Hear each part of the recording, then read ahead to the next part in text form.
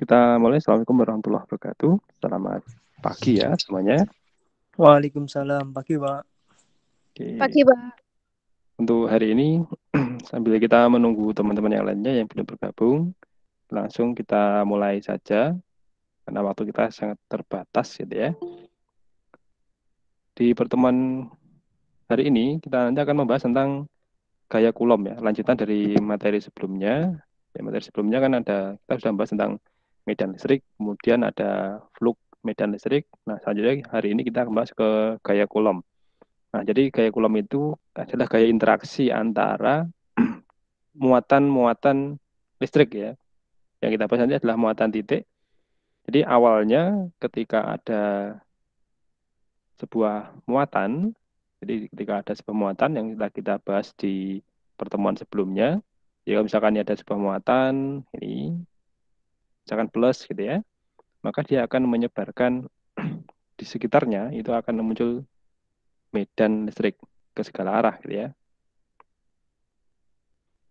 Ini misalkan di sana gambarnya kurang bagus ini. Nah, ini sana misalkan ya.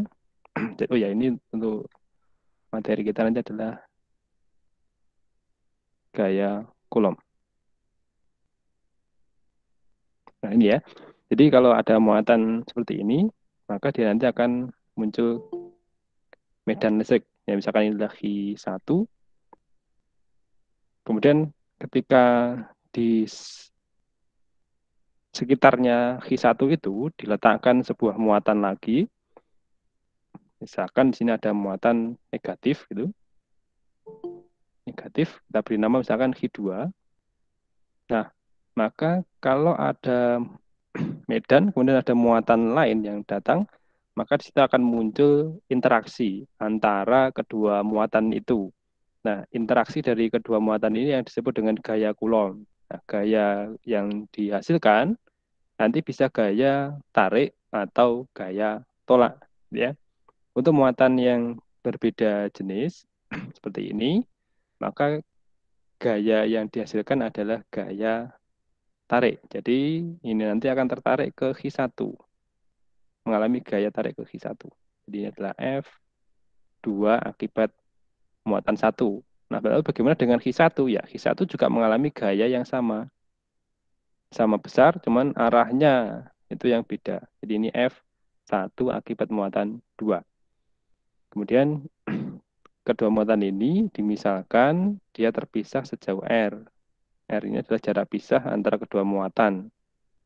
Nah, maka gaya Coulomb yang dihasilkan di sini adalah F1 2 gitu ya. F1 2 itu nanti sama saja dengan F21 ya. Jadi kalau misalkan F21 berarti nanti penulisannya adalah besarnya adalah K V 2. Sudah balik ya.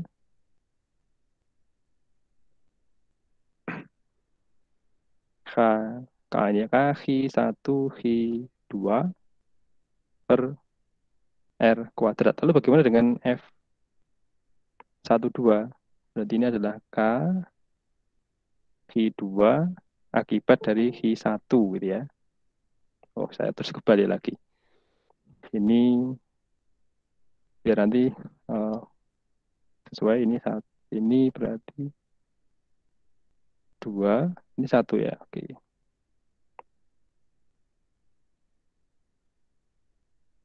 R kuadrat gitu ya. Oke, ini ada yang bergabung. Ya, selamat datang untuk yang baru bergabung. Nah, ini.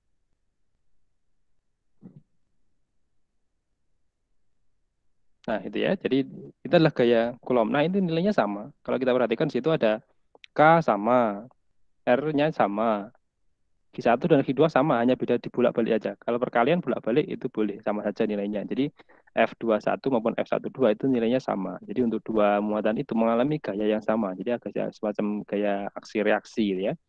Aksi reaksi, jadi besarnya sama, arahnya berlawanan. Ini kalau kedua muatan itu sama jenisnya. Tapi kalau muatannya Oh, ini muatannya beda ya ini. Kalau muatannya sama, maka nanti gayanya gaya tolak gitu ya. Jadi kalau misalkan ini plus dengan plus itu, nah maka nanti gaya yang dihasilkan ini adalah kalau misalkan ini Q1, ini Q2, berarti ini gaya tolak. Ini ada F1 akibat 2, ini gaya yang dialami oleh muatan 2 akibat muatan 1. Nah, bagaimana kalau min semua, muatan negatif semua gitu. Min ini juga min gitu ya. Maka nanti di sini juga 1, ini Q2. Kalau negatif berarti juga gayanya gaya tolak semua. Ini F1 akibat benda 2. Ini F2 akibat benda 1. Nah, ini ya. Itu gaya Coulomb. Besarnya itu sama dengan K2, Q1, R2, R kuadrat gitu ya. Per R kuadrat. Jadi Q1, Q2 itu adalah muatan 1 dan muatan yang kedua. Jadi muatan-muatan yang berinteraksi. Nah, ini sekarang saya berikan keterangan dulu dari rumusan ini tadi. Rumusan itu. Jadi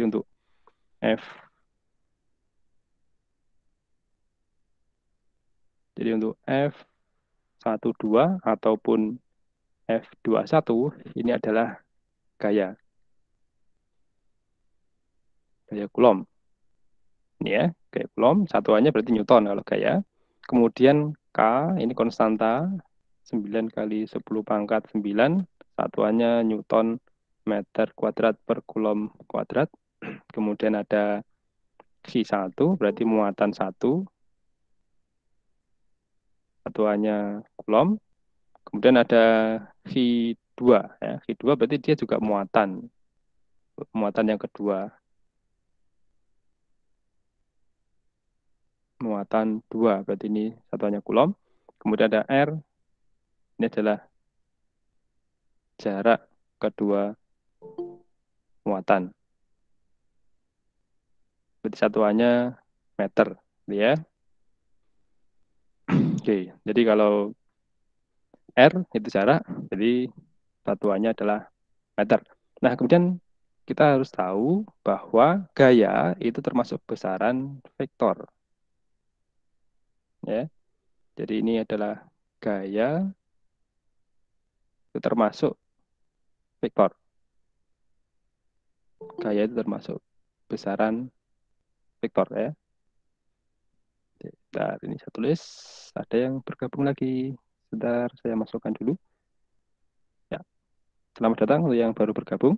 Kemudian gaya ini termasuk vektor ya, termasuk vektor. Nah, kalau vektor, maka dalam operasinya nanti harus mengikuti operasi vektor.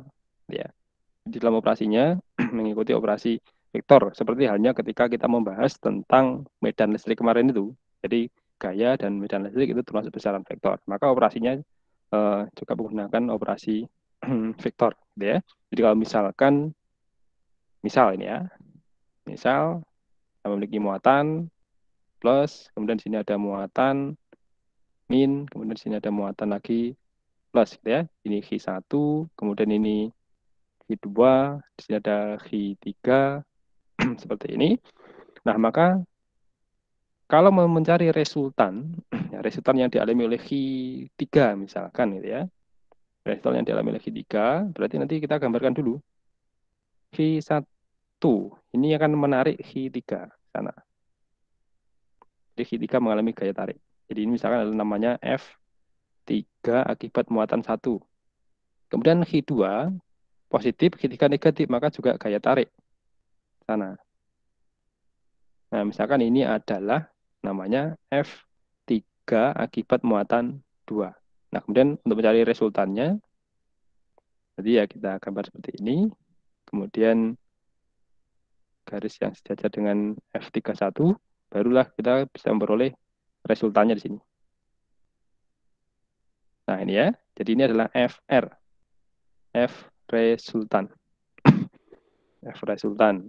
Nah, kalau misalkan diketahui, ini kan kemudian diketahui sudutnya. Misalkan diketahui sudutnya di sini. Ini adalah theta.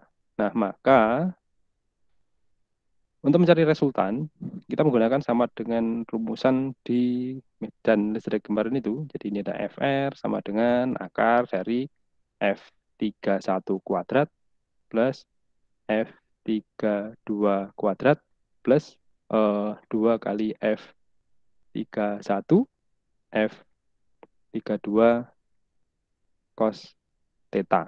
Nah, ini ya, cos theta. Nah, kemudian kalau diuraikan lagi, masing-masing kan punya rumus tadi, rumus gaya Coulomb tadi. Nah, ini agak panjang akhirnya memang.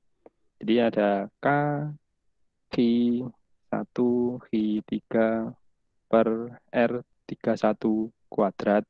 Nah, ini dikuadratkan. Kemudian ini ada K, Q2, Q3 per R32 kuadrat, ya.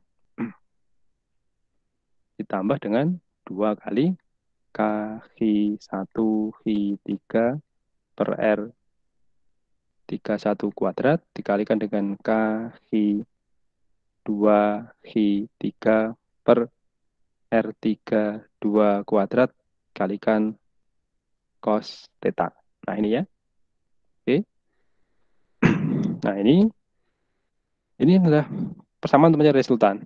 Nah, kemudian di pertemuan yang lalu kita juga membahas kalau demikian, karena ini ada cos theta, berarti untuk theta sama dengan 0, maka nanti FR ya sama dengan yang lalu itu adalah tinggal jumlahkan aja. Jadi F31 plus F32 misalkan gitu ya. Kalau misalkan tetanya 0 gitu ya.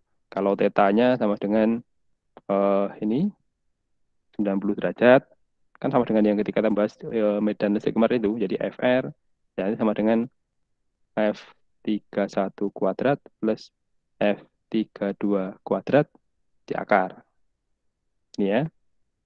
Dan bagaimana kalau tetanya 180? Jika teta 180, maka nanti FR ini adalah pengurangan ya. Jadi F31 min F32. Nah, kemudian di bagian ini, maka kan ini memungkinkan ya. Memungkinkan. Kalau arahnya berlawan seperti ini, maka memungkinkan FR itu sama dengan 0. Kapan? Yaitu ketika F31 sama dengan F32. Kalau ini kan 180 itu berarti arahnya berlawanan. Jadi bisa saja hasilnya 0, yaitu ketika besarnya masing-masing gaya itu sama. Maka nanti totalnya bisa 0. Total resultannya 0. Nah, sekarang kita akan mencari titik ini ya. Titik dengan gaya Coulomb resultan 0. Jadi resultannya 0. Kita akan mencari itu. Sama dengan yang pembahasan kita di medan listrik yang lalu itu. Nah, maka nanti ada catatan yang perlu diperhatikan di sini ya. Catatan. Nanti kalau disebutkan muatan uji, kalau tidak disebutkan jenis muatannya, maka dianggap positif. Kecuali disebutkan negatif ya. Jadi kalau tidak disebutkan positif atau negatifnya, maka kita anggap dia itu positif. Nah, ini muatan uji. Nah, muatan uji itu seperti apa? Contohnya seperti ini. Misalkan, sekarang kita akan melihat untuk yang kasus muatan sumber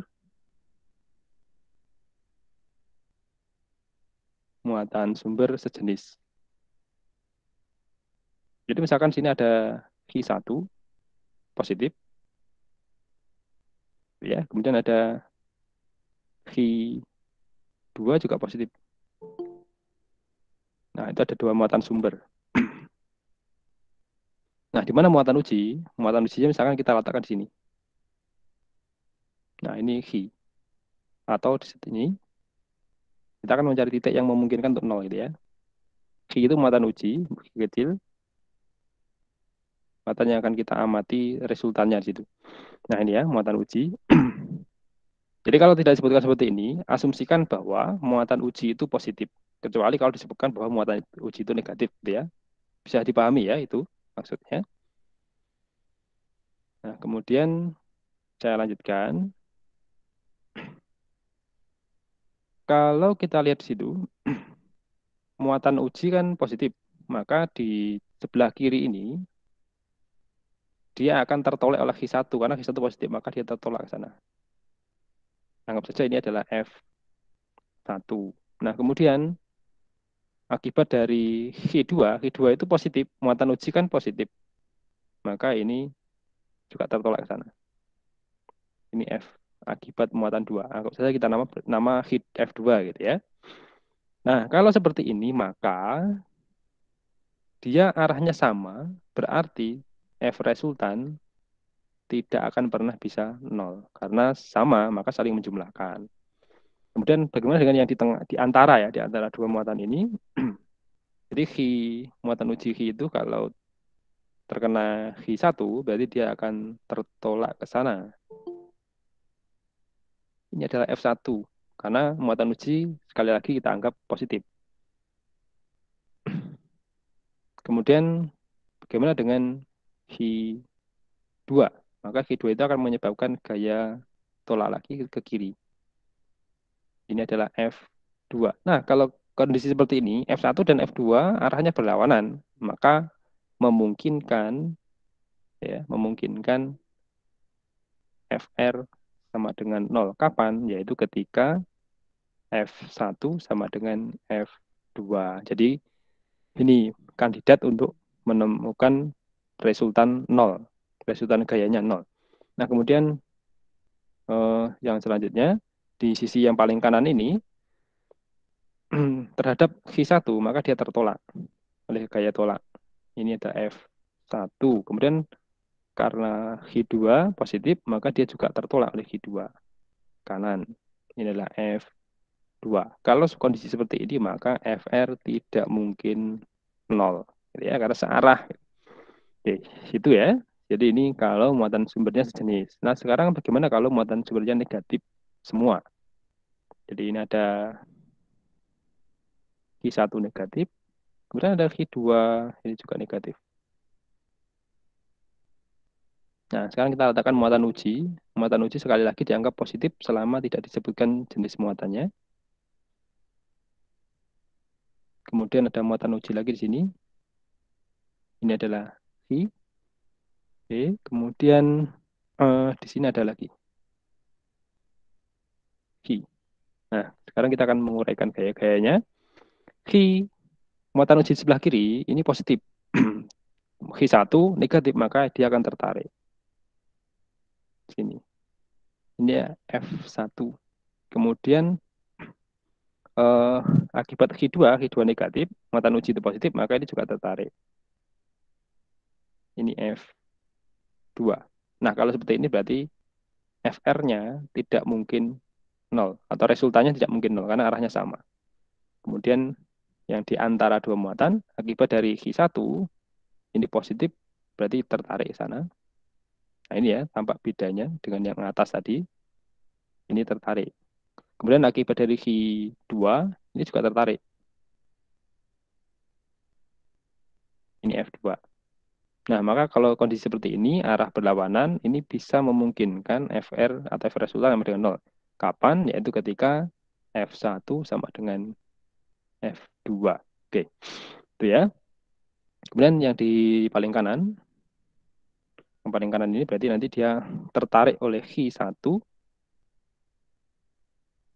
Ini ada F1, lebih pendek daripada F2, karena F1 jaraknya lebih jauh antara Q dan Q1 dibandingkan dengan Q dan Q2 ini. Maka ini F2 juga tertarik ke kiri karena ini tarik-menarik. Nah, kalau arahnya sama seperti ini, maka resultannya tidak mungkin 0. Jadi, kalau muatan sumbernya sejenis, maka muatan uji itu akan akan 0 di antara ya, letaknya di antara kedua muatan itu. Nah, kemudian muatan sumbernya berbeda jenis sekarang. Untuk kasus yang berikutnya adalah muatan sumber berbeda jenis.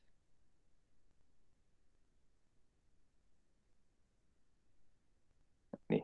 Jadi kalau misalkan muatan 1, Q1 positif, kemudian ada Q2 negatif, kemudian kita letakkan muatan uji dianggap positif, selama tidak disebutkan jenisnya. Ini juga muatan uji, di sini ada muatan uji. Ini ya. Oke, berikutnya kita akan menguraikan gayanya di paling kiri. Terhadap Q1 dia tertolak karena sama-sama positif. Ini F1. Kemudian akibat dari muatan 2 negatif, muatan uji positif, maka dia tertarik ke sana. Tertarik oleh muatan 2 ini ya, muatan 2. Jadi kalau yang terhadap akibat Q1, F1 ini tertolak. Nah, kemudian kalau kita lihat seperti ini arahnya berlawanan, maka memungkinkan resultannya sama dengan 0, yaitu kapan? Ketika F1 sama dengan F2. Karena yang di antara dua muatan itu. Nah, akibat dari muatan 2, maka ini akan tertarik ke sana. Ini ya, tertarik. Ini F2. Karena muatan ujinya positif, muatan sumbernya Q2 negatif, maka tarik-menarik. Kemudian akibat dari Q1 positif, muatan uji itu dianggap positif, maka dia tertolak ke sana juga. Ini ada F1. Kalau seperti ini, maka resultannya tidak mungkin 0. Nah, jadi tidak mungkin 0 di antara dua muatan itu. Sekarang yang di paling kanan, gitu ya. Akibat dari Q1, ini akan tertolak ke sana. Ini anggap saja F1. Kemudian akibat dari Q2, tarik-menarik, karena Q kecil itu positif, Q2 negatif, maka ini adalah F2. Ya, maka kalau seperti ini, memungkinkan resultannya sama dengan 0, yaitu ketika F1 sama dengan F2. Jadi dia. Nah, Bapak ada dua kemungkinan, maka nanti pilih aja di mana muatan yang terkecil, ya, muatan yang terkecil, maka disitulah letaknya, dia. Maka di situ letaknya dia akan bernilai 0. Sekarang contoh, satu contoh saja nanti. Contoh ini ya. Contoh kalau misalkan diketahui di sini ada muatan Q1, ini adalah 4 kulom, kemudian ada muatan yang lain. Ini adalah ini 9 kulom negatif gitu ya, misalkan ini negatif. Oke, kalau negatif berarti ambil yang itu di antara, bukan di antara ya, tapi di sebelah kiri atau sebelah kanan. Sekarang kita pilih yang mana? Pilih yang kita lihat muatannya kecil. Yang muatannya kecil Q1, maka kita memungkinkan 0 adalah sini. Jadi misalkan ini muatan ujinya adalah Q gitu ya. Ini terpisah sejauh misalkan 4 meter. Oke, ini 4 meter. Nah, kemudian kita misalkan, berarti di posisinya adalah, ini adalah X relatif terhadap Q1. Kemudian kalau diukur dari Q2, berarti ini adalah 4 plus X, atau X plus 4, gitu ya. Nah, berarti kalau kita gambarkan gayanya, akibat dari Q1, Q tertolak ke sana, karena positif, muatan uji positif, Q1 positif, ini F1. Kemudian akibat dari Q2, ini tertarik, karena ini muatan uji positif, Q2 negatif. Nah, ini F2. Nah, berarti nilainya 0 ketika F1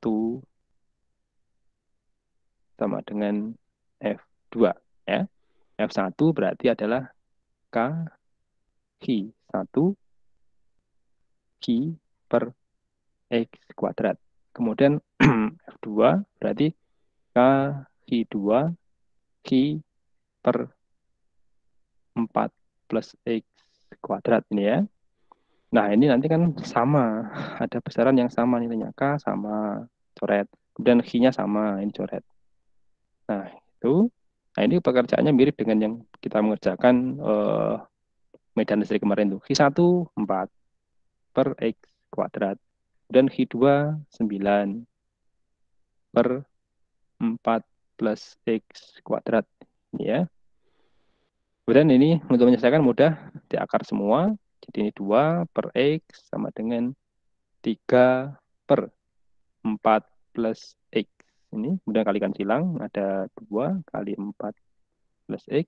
Kemudian di sini ada 3X gitu ya. Ada 8 plus 2X sama dengan berapa ini?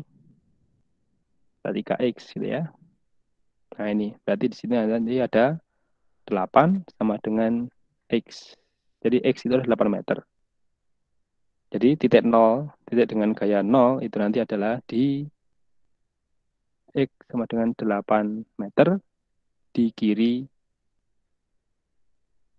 8 meter di sebelah kiri V1 atau berarti 12 meter ya, 12 meter karena ditambah 4 di sebelah kiri V2. Nah ini pengerjaannya ini sama dengan ketika kita mengerjakan mencari resultan untuk ini apa namanya medan listrik kemarin tuh ya. Nah selanjutnya lalu apa hubungan antara medan listrik dan gaya listrik? Ini hubungan medan listrik dan gaya listrik. Ini ya. Hubungan antara medan listrik dan gaya listrik. Nah, kita coba gambarkan lagi. Ini ada muatan Q1 gitu ya, positif. Ya, negatif apakah boleh? Ya, boleh saja. Tapi ini saya gambarkan yang positif saja dulu. Jadi dia akan ada medan ke segala arah.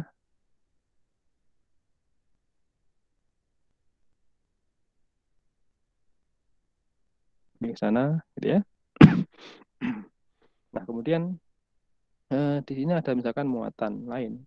Ada muatan yang kedua, gitu ya. Muatan yang kedua, misalkan ini negatif, dan ini V2, nah maka sini kan awalnya kan ada Q1, Q2 datang belakangan, gitu ya. Nah, maka nanti di situ ada gaya, ini akan mengalami gaya tarik ke sana. Yang Q2 tertarik oleh ini. Jadi gaya ini adalah termasuk interaksi yang diakibatkan karena muatan sumber yang sudah menghasilkan medan ini tadi lebih dahulu menghasilkan medan. Jadi ini F2 akibat muatan 1. Nah, Q1 dia juga mengalami gaya yang sama. Jadi F1 akibat 2, gitu ya. Nah, sekarang kita akan mengamati kita pengamatan ke Q2. Jadi Q1 itu dianggap sebagai muatan sumber. Jadi ini misalkan terpisah jauh R. Kemudian yang Q1 ini dianggap sebagai muatan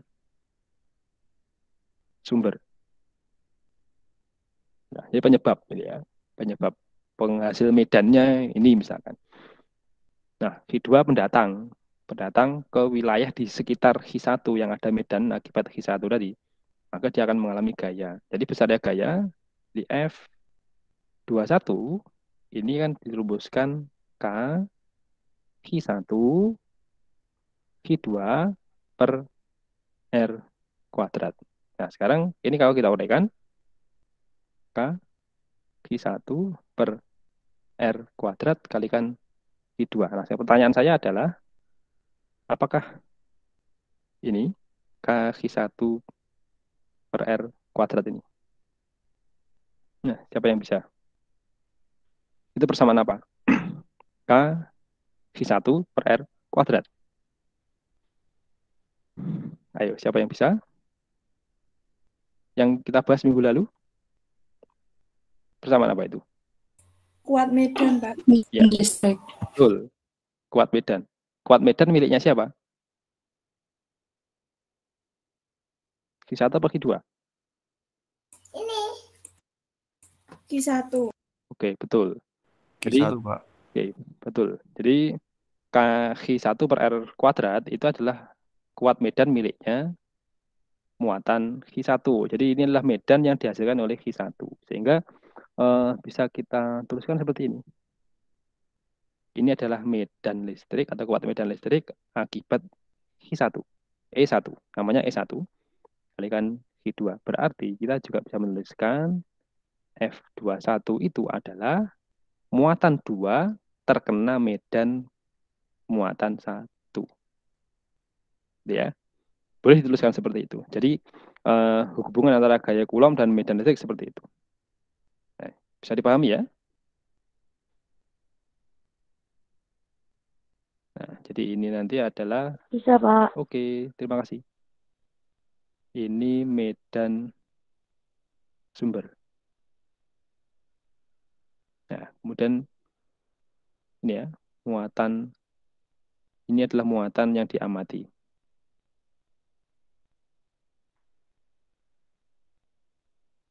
Ya, muatan yang diamati, gitu ya. Nah, kenapa perlu saya sampaikan ini? Karena nanti mungkin di soal ada juga yang kasusnya ada sebuah ruangan, ada medan listrik, kemudian di situ ditaruh muatan listrik. Nah, kemanakah arah gaya? Nanti itu juga harus bisa menentukan seperti itu ya. Jadi tidak disebutkan medan listrik itu dihasilkan oleh muatan seberapa besar gitu ya. Tapi hanya sudah diketahui nilai medannya itu.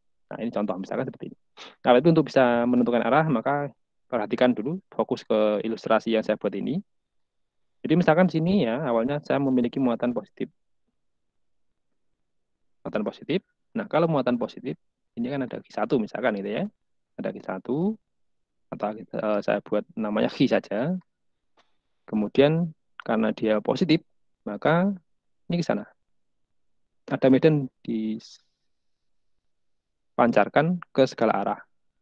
Ini satu yang saya gambarkan panjang, lainnya pendek gitu ya. Nah, misalkan E gitu ya. Dan seterusnya. Nah, ini. Kalau misalkan kemudian datang sebuah muatan. Muatan di sini datang ke sini positif. Nah, ini misalkan adalah Q2. Atau anggap saja, oh ya, Q1 gitu ya. Tadi namanya, oke lah nama ini biar nanti runut ini Q1 ya. Nah, sekarang fokusnya adalah pengamatan kita ke Q2. Q2 mengalami gaya tarik apa gaya tolak? Kira-kira bagaimana? Q2 positif. Tolak, Pak. Tolak. Kalau gaya tolak berarti ke kiri apa ke kanan?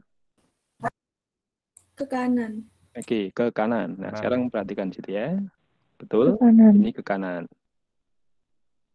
Ini adalah F2 akibat 1. Sekarang perhatikan arah F dan E.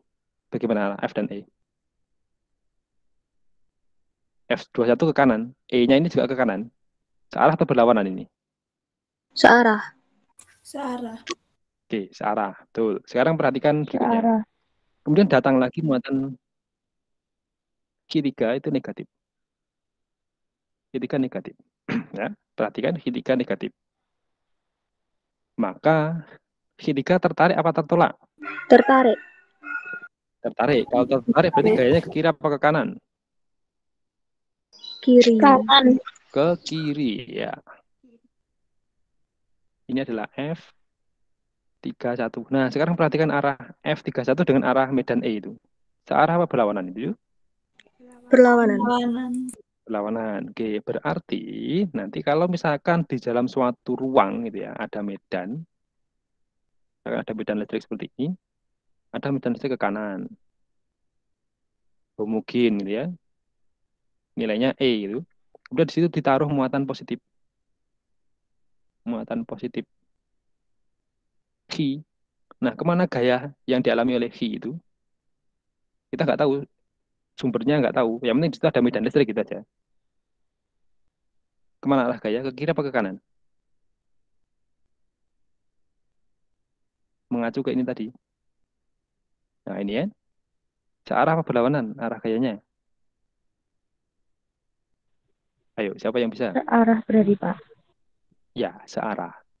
Jadi nanti kalau misalkan soal itu disebutkan ada medan ke kanan gitu ya, kemudian diletakkan muatan positif seperti ini, maka ya gaya yang dialami muatan positif itu harus searah dengan medan di lingkungannya.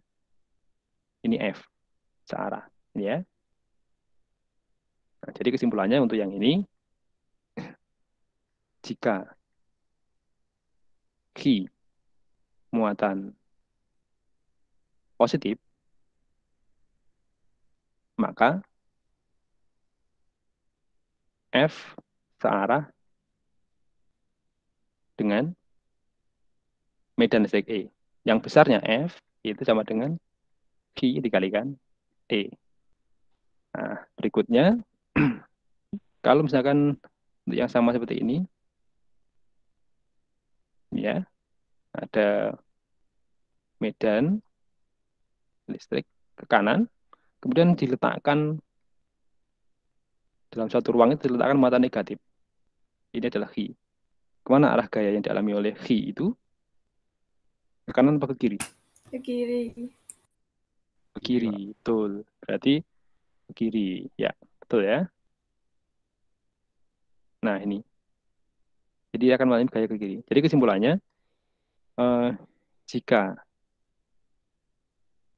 Q muatan negatif,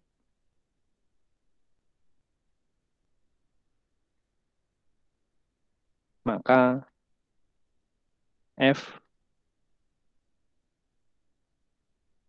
berlawanan arah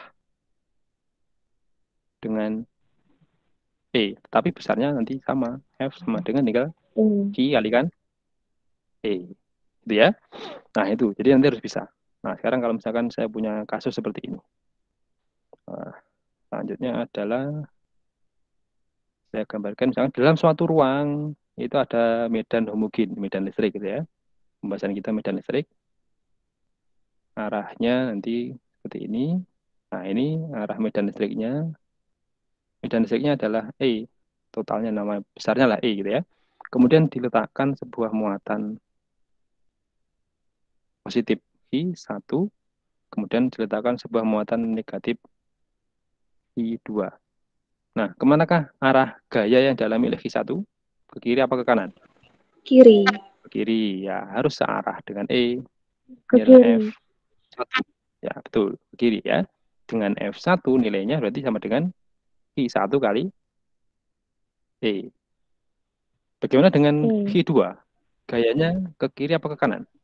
Ke kanan. Kanan. Kanan, ya. Maka dia harus Ke berlawanan kanan. arah dengan E. Oke. Betul, ke kanan ya. Jadi ini F2. Besarnya adalah ya I2 kalikan E-nya itu. Ruangannya sama ya, sama. Dikali. Nah, oke, sekarang kalau seperti ini. Satu lagi ya. Mungkin temukan seperti ini. Medannya ke atas.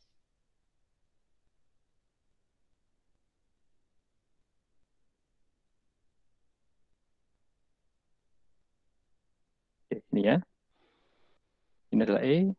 Kemudian diletakkan muatan positif. Oh, ini positif ya.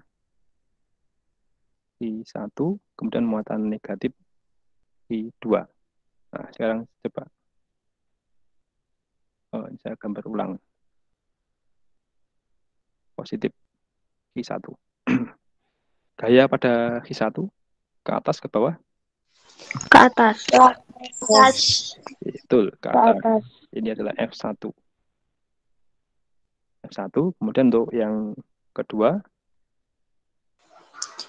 Ke bawah. ke bawah. Ke bawah. Baik, ini ada ini ya, F2. Nah, ini. Jadi, ini adalah arah gaya. Jadi nanti kalau misalkan diketahui seperti ini, maka ini, maka harus tahu menemukan arahnya. Jadi kalau misalkan seperti ini, mungkinkah, gitu ya, mungkinkah ini untuk muatan itu mengambang gitu ya. Jadi sebagai contoh. Jadi kalau misalkan ada medan ke atas gitu ya. Contoh ini ya. Contoh, misalkan diketahui ada medan listrik ke atas.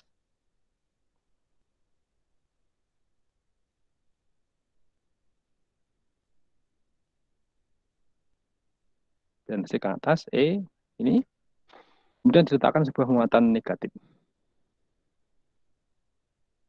Muatan positif ya, muatan positif di sini. Masa muatan ini, misalkan muatan lagi, kemudian masa dari Q itu adalah sebentar, tentukan masa Q agar ini seimbang. Masa Q agar seimbang. Ini ya. Nah, kalau seperti ini kan berarti gini. Caranya bagaimana? Kalau benda ini bermasa, berarti kan dia punya gaya apa? Yang arahnya ke bawah itu. Gaya. Benda bermasa mesti memiliki gaya. Gravitasi. Ya, gaya gravitasi atau gaya berat. Ya, G. Nah, ini M kali kan G. Nah, padahal dia bermuatan listrik dan berada di medan listrik, maka dia akan mengalami gaya Coulomb ke arah atas, karena positif. Searah dengan arah E itu. Nah, berarti untuk mencari massa ini, seimbang berarti kan F sama dengan V. Yang gaya ke atas dan gaya ke bawah harus sama. Ini ada Q kalikan E, kemudian berarti ini ada M kalikan G. Nah, maka M sama dengan Q E per G. Nah, jadi ini untuk bisa menghitung muatan yang bisa mengambang di suatu ruang yang di situ ada medan listriknya. Nah, itu ya. Ini contoh cara mencari massa dari muatan itu. Jika misalkan diketahui, oh muatan itu bisa mengambang, gitu ya. Mengambang di suatu ruang yang ada medan listriknya. Nah, lalu kita bisa mencari muatan itu berapa. Mungkin itulah salah satu cara untuk mencari besarnya ini. Besarnya muatan benda juga bisa ya. Kita misalkan diketahui massa benda itu diketahui, terus diberi medan listrik, kemudian dia bergerak mengambang. Tidak bergerak, tidak naik, tidak turun, itu mengambang. Oh, berarti nanti bisa diketahui berapa muatan di benda itu. Ini salah satu metode mungkin untuk mencari muatan listrik dari sebuah benda. Gitu ya. Oke, sampai di sini dulu untuk pertemuan hari ini. Apakah ada pertanyaan? Ya, sedikit-sedikit gitu ya. Yang penting nanti bisa dipahami. Tidak ada pertanyaan ya? Oke, kalau tidak ada, ini saya mengambil foto dulu sebentar. Kemudian nanti saya absen. Sebentar ya, saya ambil gambarnya dulu untuk laporan hari ini. Baik.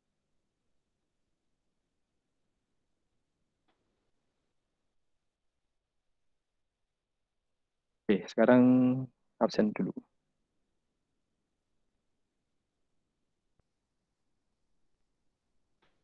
Oke, sebentar ya, saya bukakan absennya.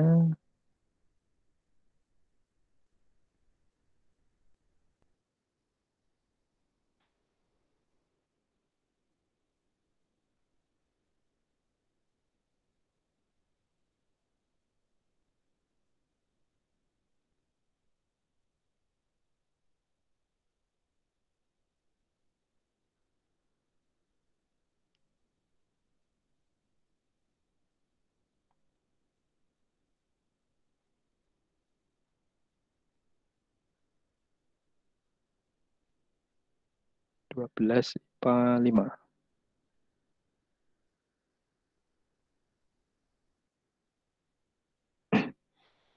Kita mulai dari AKP hadir.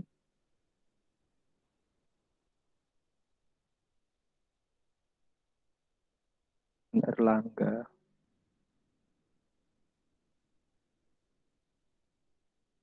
Akbar tidak ada. Amanda.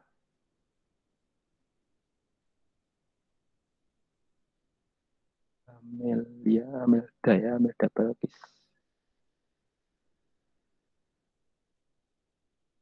Kemudian Anissa. Ada Ardina. Bagas. Ini Bagas Ardiansyah tidak ada, adanya Bagas Toma. Muhammad Bagas Toma. Bentar. Nomor berapa Muhammad Bagas Toma? Nomor 21, Pak. Satu, oke. Kemudian ada Bilva. Bilva Devia Frida ya.